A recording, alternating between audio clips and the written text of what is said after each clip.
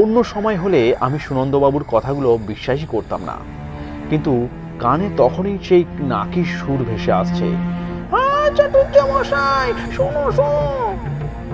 চোখ বন্ধ করতেই দেখতে পেলাম বিভৎস কঙ্কাল মূর্তি, কাঁধে পৈতা, দুটি চোখে আগুনের গোলা। নমস্কার বন্ধুরা, বাংলা গল্প চ্যানেলে আজকে আপনাকে হরিনারায়ণ চট্টোপাধ্যায়ের দুর্ধর্ষ ভৌতিক গল্প শোনাব। গল্পটা ভালো লাগলে লাইক করবেন, আর যদি এখনও সাবস্ক্রাইব করে না থাকেন তবে অবশ্যই সাবস্ক্রাইব করবেন। আজ শুরু করছি হরিনারায়ণ চট্টোপাধ্যায়ের ভূতের গল্প বেনেটির জঙ্গলে।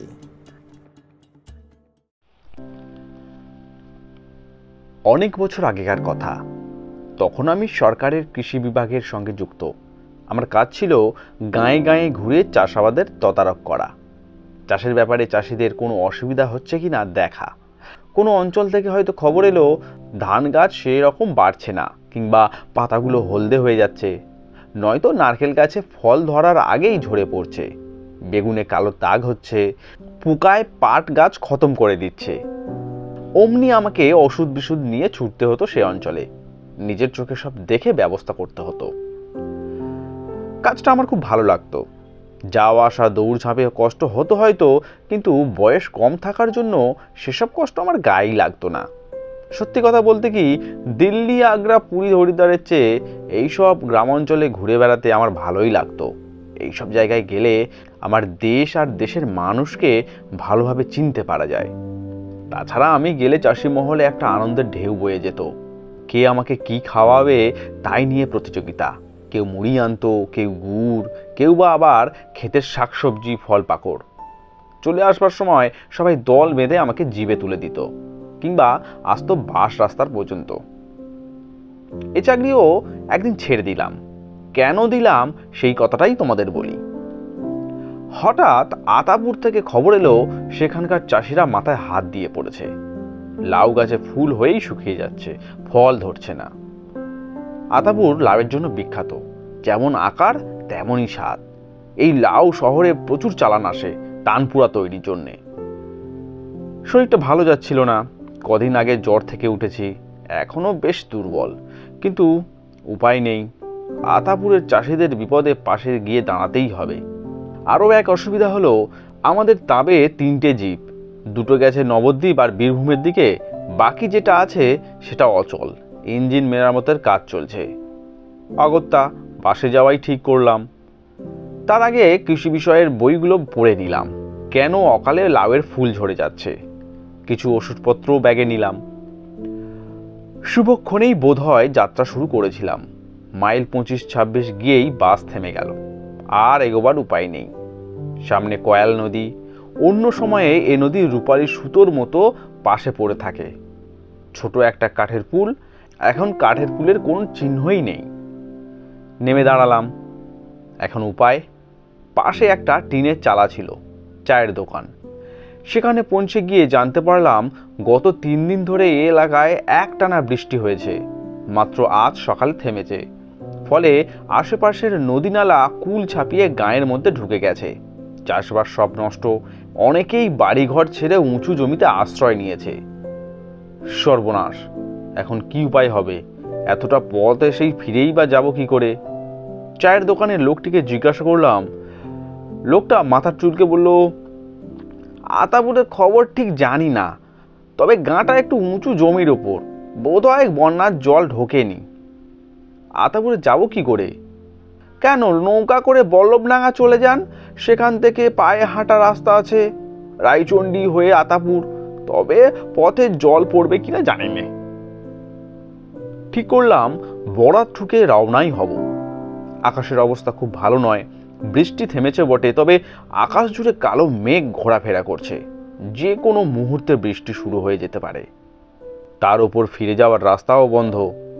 বাস ফেলে রেখে ড্রাইভার আর কন্ডাক্টর সরে পড়েছে। সামনে দেখলাম কয়াল নদীতে গোটা 3 নৌকা পারাপার করছে। ব্যাগ কাঁধে ফেলে একটা নৌকায় চেপে বসলাম। মিনিট 20 মধ্যেই ওপারে বল্লভডাঙ্গা পৌঁছে গেলাম।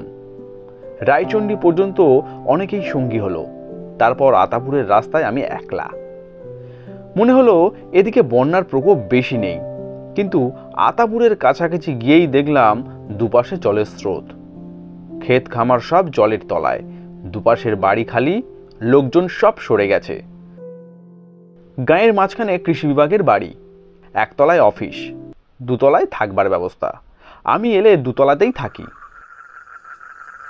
অফিসের সামনে গিয়ে যখন পৌঁছালাম তখন অন্ধকার নেমেছে, চারিদিকে ব্যাঙ আর তক্ষকের ডাক। ব্যাগ থেকে টর্চ জেলে দরজার উপর আলো ফেললাম। দরজায় বিরাট তালা ঝুলছে। সর্বনাশ, এখানে রাতটা কাটাবো কোথায়? ব্যাগের মধ্যে পাউরুটি আর কলা কিনেছিলাম, তাও শেষ হয়ে গেছে। আশেপাশের বাড়ি বন্ধ, লোকেরা আশ্রয়ের জন্য যে যেখানে পেরেছে পালিয়েছে। যদিও আতাপুর গ্রামটা উঁচু জায়গা, তবুও জোর করে কিছু বলা যায় না। বন্যার জল বাড়লেই গ্রামে ঢুকে পড়বে। নিরুপায় হয়ে এদিক ওদিক তাকালাম, কোথাও কেউ নেই। রাতটা হয়তো অভুক্ত অবস্থায় কৃষি অফিসের বারান্দাতেই কাটাতে হবে। সেটা মোটেও নিরাপদ নয়। কিছুটা এগোতেই নজরে পড়লো পাশের একটা কুঁড়ে ঘর থেকে আলো দেখা যাচ্ছে, তার মানে লোক আছে ভিতরে। এগিয়ে গিয়ে বললাম, কি আছো? বাইরে এসো। দীর্ঘ একটা ছায়া। কাছে আসতে লণ্ঠনের আলোয় চিনতে পারলাম তিলক, কৃষি অফিসের বেয়ারা। সকলের ফাই ফরমাস কাটে। ধরে প্রাণ এলো। উফ, তিলকের কাছে নিশ্চয়ই অফিসের চাবি আছে, বাইরে রাত কাটাতে হবে না। জিজ্ঞেস করলাম, আমার চিঠি তোমরা পাওনি? তিলক ক্ষণক্ষণে গলায় উত্তর দিল, কার চিঠি? চারদিকে যা ব্যাপার, পিয়নই আসে না কদিন ধরে, চিঠি বিলি করবে কে? দাও অফিসের চাবিটা দাও। চাবি তো সুনন্দ বাবুর কাছে, তিনি চাবি নিয়ে চলে গেছেন। চলে গেছেন? কোথায়? তার বাড়ি নন্দীপুর। নন্দীপুরে সুনন্দর বাড়ি তা জানতাম। আতাপুর আর নন্দীপুর পাশাপাশি গ্রাম, মাঝখানে 2.5 মাইল। 2.5 মাইল পথ হয়তো দেরি নয়, কিন্তু দু গ্রামের মধ্যে ঘন জঙ্গল, এক পাশে শ্মশান। দিনের বেলায় খুব প্রয়োজন না হলে জঙ্গলে কেউ ঢোকে না। বছরখানেক আগে সুনন্দবাবুর সঙ্গে একবার তার বাড়ি গিয়েছিলাম, কিন্তু সে দিনের বেলায়, তাও দেখেছি ঝুপসি অন্ধকার। তিলকের কুড়ের যা অবস্থা, তাতে রাত কাটানোর প্রশ্নই ওঠে না। একমাত্র উপায় নন্দীপুর চলে যাওয়া। আকাশে মেঘের ফাঁকে ফাঁকে চাঁদের আলো রয়েছে, পথ চলতে অসুবিধা হওয়ার কথা নয়। তিলককে তাই বললাম, তাহলে আমি নন্দীপুরেই চলে যাই। এই রাতে? তাছাড়ার উপায় কি? এখানে থাকবো কোথায়, খাবো কি? তা অবশ্যই ঠিক, চলে যান রাম নাম করতে করতে। রাম নাম করতে হবে কেন? মাঝখানে শ্মশান পড়বে তো, অপদেবতাদের উপদ্রব, তাই বলছি। ভূতের ভয় আমার কোনো কালেই ছিল না, কাজেই সেদিক থেকে কোনো অসুবিধা নেই। একমাত্র ভয় ছিল দুর্বৃত্তদের, কিন্তু দুর্বৃত্তরা আমার কি বায় নেবে? হাতঘড়ির টর্চ আর সামান্য কিছু টাকা, এসব ভেবে কোনো লাভ নেই। নন্দীপুর যাওয়া ছাড়া আমার আর অন্য পথ ছিল না। 2.5 মাইল পথ যেতে বড় জোর 2.5 ঘন্টা লাগবে। একবার সুনন্দবাবুর বাড়ি গিয়ে পৌঁছাতে পারলে আহার আশ্রয় 2 মিলবে। ব্যাগটা কাঁধে ফেলে চলতে শুরু করলাম। পথ যতটা সহজ হবে ভেবেছিলাম, ততটা হলো না। একেবারে অন্ধকার, বট পাকুড় আর অসত্যের জটলা। গাছ থেকে বিরাট সব ঝুড়ি নেমে জায়গাটা অন্ধকার করে রেখেছে। চাঁদের আলো গাছের পাতায় ঢাকা পড়ে গেল। টর্চ জ্বাললাম। পায়ে চলা সরু পথ। ভূত পেতের ভয় হয়তো করি না, কিন্তু সাপখোপের উপদ্রব তো আর উপেক্ষা করতে পারি না। সাবধানে এদিক ওদিক দেখে এগোতে লাগলাম। একমাত্র ভরসার কথা, হাঁটু পর্যন্ত গামবুট ঢাকা, ছোবলে বিশেষ ক্ষতি হবে না। এই জঙ্গলটার নাম বেনেটির জঙ্গল। কেউ এ নাম জানে না, জানবার কোনো আগ্রহই ছিল না। কোনো রকমে এটা পার হতে পারলে বাঁচি। অনেকক্ষণ ঘোরার পর খেয়াল হলো, টর্চের আলোয় হাত ঘড়িতে দেখলাম 3 ঘন্টা পার হয়ে গেছি। যেভাবে হাঁটছি এতক্ষণে নন্দীপুরে পৌঁছে যাবার কথা, তাহলে নিশ্চয়ই পথ হারিয়েছি। চলার গতি আরো দ্রুত করলাম। খিদে পেট জ্বলছে, শরীরও দুর্বল লাগছে।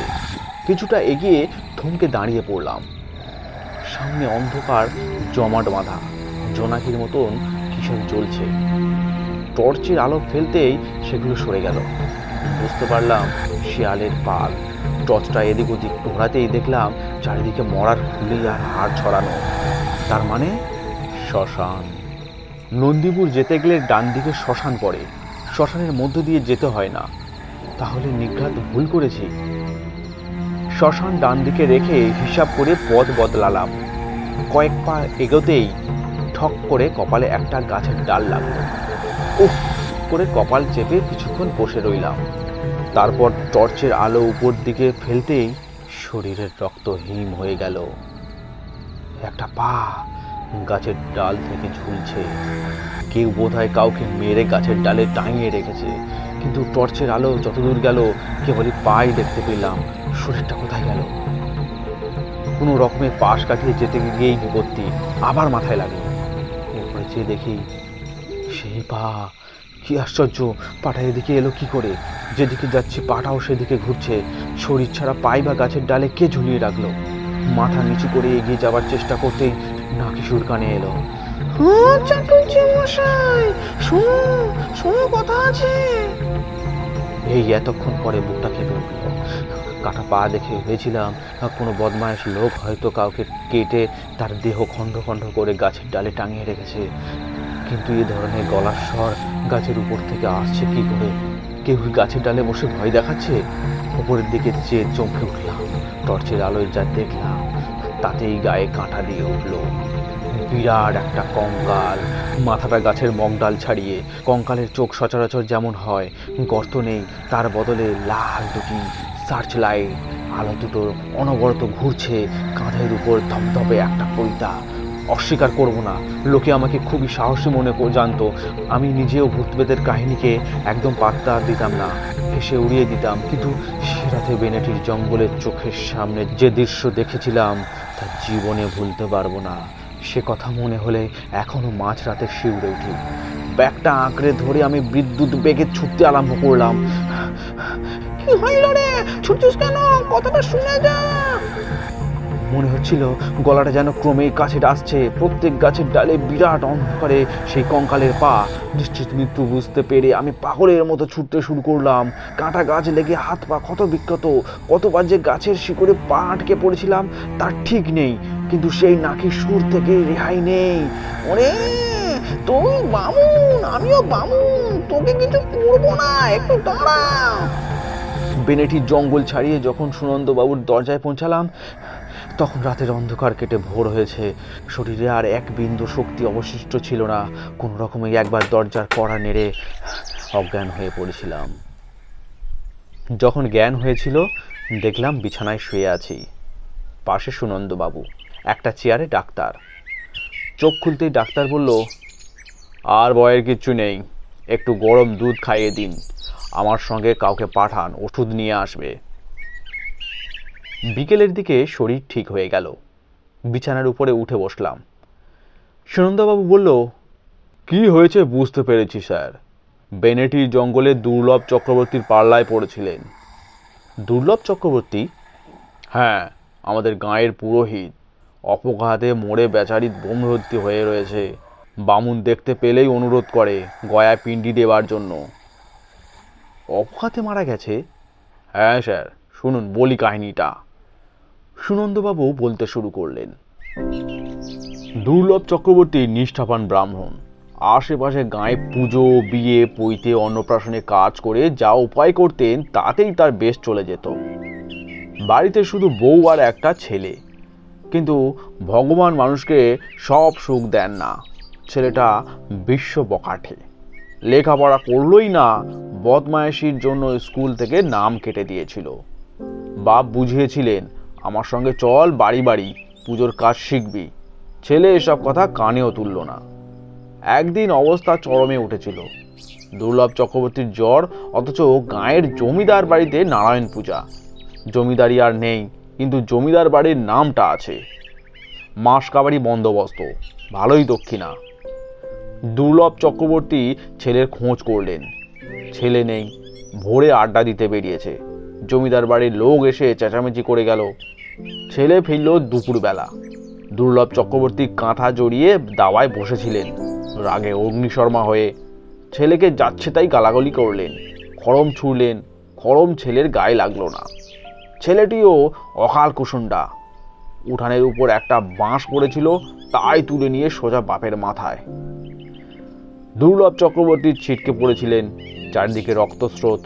ছেলে নিখোঁজ। কবিরাজ আসার আগেই সব শেষ। সেই থেকে দুর্লভ চক্রবর্তী বেনেটির জঙ্গলে বট গাছের ডালে বাসা বেঁধেছেন।